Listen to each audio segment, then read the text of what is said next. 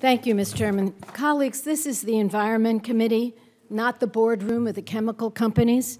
That is why I'm pleased with the 179-page Vitter Amendment as a substitute for S697.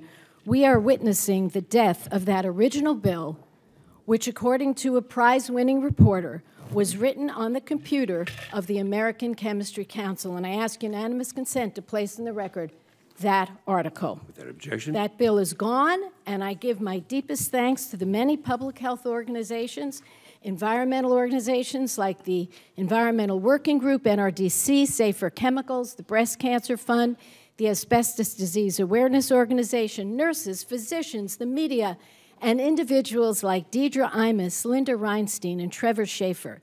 Those individuals and organizations put 697, the original bill, front and center, and despite its magnificent name, named after one of my most dearly beloved colleagues, they saw it for what it was. And I ask unanimous consent to place in the record a Chronicle editorial that was written after they met with the breast cancer people. Without objection. The old bill had, as Senator Whitehouse called it, a death zone. The death zone is the period when states cannot act to address cancer-causing chemicals. Thanks to all of you who were so strong, and particularly those who stood by my side at several press conferences, we have seen great improvements to this bill. So now in the Vitter Amendment, we see fixes to preemption of state air and water laws, co-enforcement of chemical restrictions by the states, removal of a harmful provision that would have undermined the EPA's ability to restrict imports of dangerous chemicals from foreign countries. When several colleagues offered to negotiate the changes, I said yes. Senators Whitehouse, Merkley, and Booker, they worked very hard to improve this bill. I know because I spoke to them almost every day this past week. They came through on those fixes that I mentioned, and I thank Senators Vitter and Udall for agreeing with them. With the Vitter Amendment, we're still left with a death zone of at least 5 years. What could happen during that time? New scientific evidence could show that a chemical causes cancer, but the states can't act.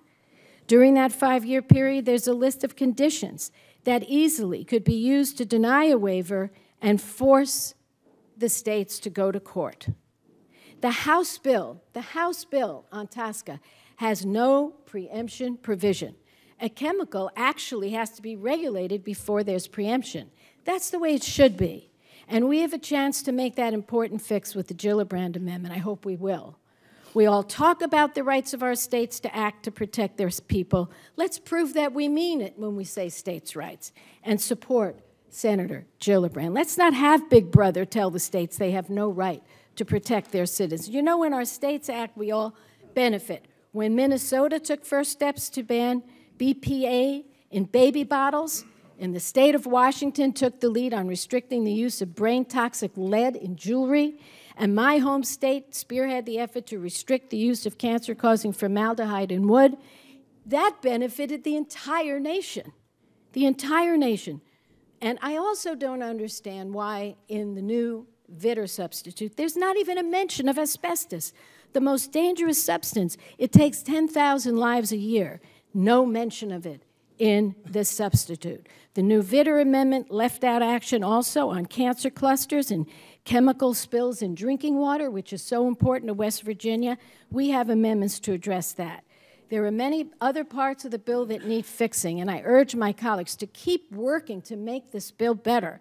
And I ask unanimous consent to place in the record letters from organizations that oppose final passage of the Vitter substitute unless we pass strong perfecting amendments.